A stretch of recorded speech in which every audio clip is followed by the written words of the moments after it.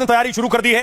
भारत ने S-400 defence system जो है इसे सीमा पर तैनात किया हुआ है, यानी बॉर्डर पर S-400 तैनात है। और इसको तैनाती का मकसद यह है कि पाकिस्तान अगर कोई हरकत करने की कोशिश करता है तो यह S-400 आसमान में ही पाकिस्तान के वार को ध्वस्त कर देगा, गिरा देगा। S-400 लगाया भारत ने, वहां S-400 लगाया तो देखिए पाकिस्तान ने जो F-16 अमेरिका से जो फाइटर खरीदे थे F-16, ये सब बॉर्डर के पास थे, इन सबको छिपा दिया है कि कहीं भारत का S-400 उनके F-16 को तबाह ना कर दे।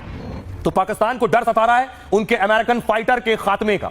भारत ने क्या रणनीति अपनाई है, यह है S-400 और यह है F-16 फाइटर।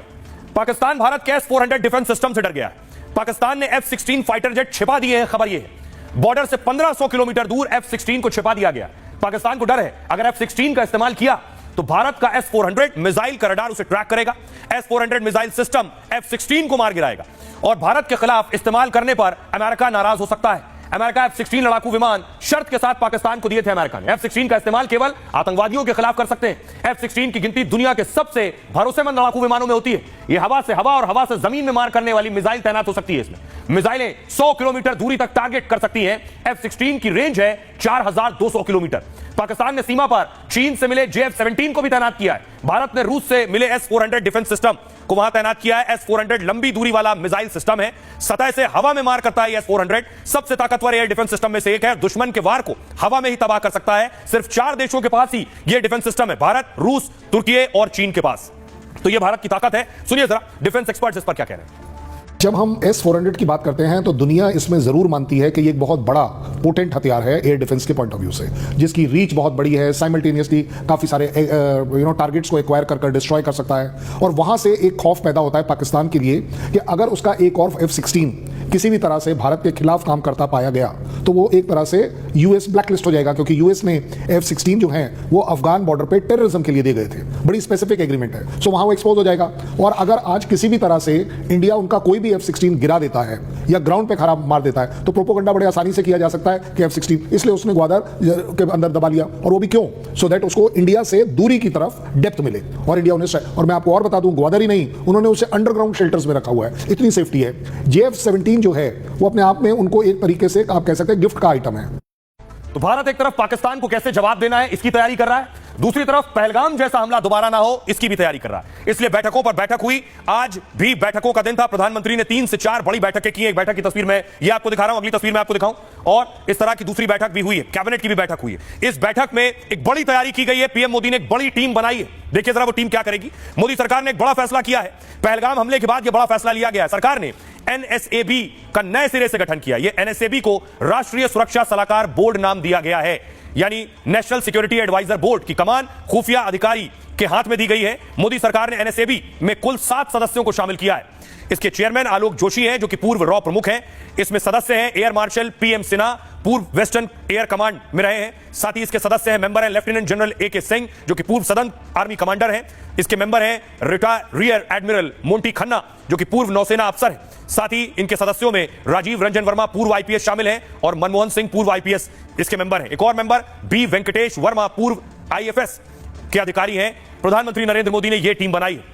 आपको सुनवाता हूं, सुनिए जरा एक्सपर्ट्स क्या मान रहे हैं। प्रधानमंत्री नरेंद्र मोदी किस तरह से तैयारी कर रहे हैं। फ्री हैंड दिया है 3 चीफ्स को, आर्मी, नेवी, एयरफोर्स की, क्योंकि वो खुद टारगेट चुने, कब कहां कैसे वार करना है वो सब उन्होंने उनके ऊपर छोड़ दिया है, जो कि प्रोफेशनल्स हैं, एक्सपर्ट्स हैं। तीनों चीफ बहुत आला और एक्सपीरियंस तजुर्बेकार हैं। हमें पूरा भरोसा है कि वो अच्छे फैसले लेंगे, अच्छी तरह से पाकिस्तान को ठोकेंगे। पाकिस्तान पे बिजली कड़कने वाली है। मैसेज क्लियर हो गया है, क्योंकि इस मैसेज से बड़ा लोगों में डाउट क्लियर हो रहा था कि इसका मतलब क्या है। इसका सिंपल सा मतलब यह है कि अब गवर्नमेंट ने डिसाइड कर लिया है कि हमने एक्शन पाकिस्तान के साथ लेना है।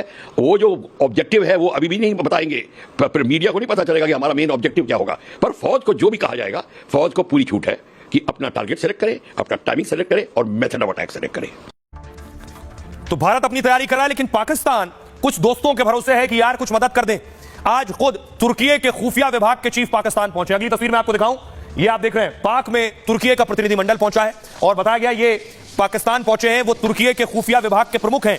खबर पिछले दिनों इस तरह की भी आई, हेडक्वार्टर में मुलाकात हुई। खबर पिछले दिनों यह भी आई कि तुर्की ने पाकिस्तान को मदद भेजी है। बाद में तुर्की ने इससे इनकार किया। बेशक कोई भी मुल्क इस बात को स्वीकार नहीं करेगा कि वो हथियारों से मदद कर रहा है। ऐसी स्थिति में वो भी भारत के खिलाफ, भारत पाकिस्तान के तनाव पर दुनिया में हलचल है। पहलगाम पर भारत कड़े जवाब की तैयारी कर रहा है, तो इससे पाकिस्तान में हलचल तेजी से बढ़ने लगी है। तुर्की का हाई लेवल डेलीगेशन इस्लामाबाद पहुंचा है। इस डेलीगेशन में तुर्की के खुफिया चीफ भी शामिल है। उन्होंने पाक के वायुसेना मुख्यालय का दौरा किया।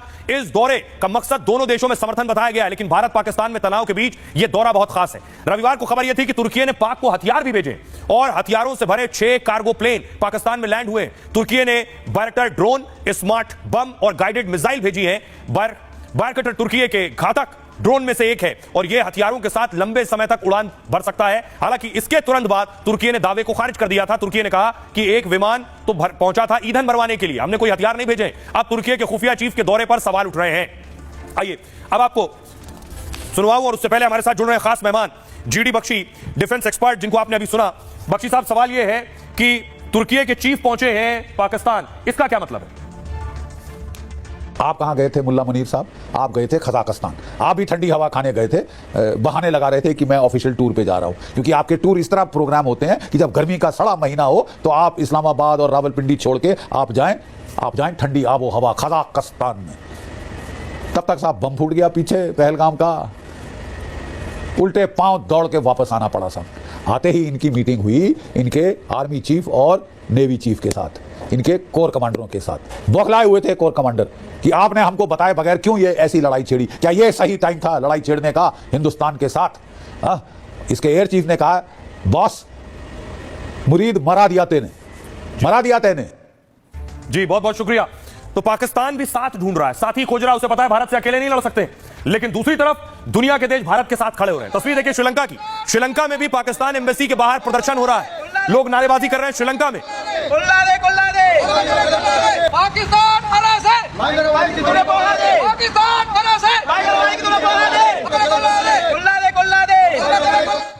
दूसरी तरफ भारत के साथ इजराइल के बाद अब आकर ब्रिटेन भी खड़ा हो गया है। ब्रिटेन भी वही बात कह रहा है जो इजराइल कह रहा है कि हम आपके साथ हैं और आपको हर मदद देने को तैयार है। पहलगाम हमले को लेकर दुनिया भारत के साथ आ गई। पहले इजराइल ने भारत को खुला समर्थन का ऐलान किया, अब ब्रिटेन भी पूरी तरह से भारत के साथ खड़ा हो गया। ब्रिटेन की संसद में पहलगाम आतंकी हमले की निंदा की गई। वहां के सांसद ने कहा कि ब्रिटेन भारत का पूर्ण समर्थन करे और आतंकवाद को खत्म करने में भारत की पूरा साथ दे। उन्होंने कहा पहलगाम में 26 लोगों के सिर में गोली मारी गई।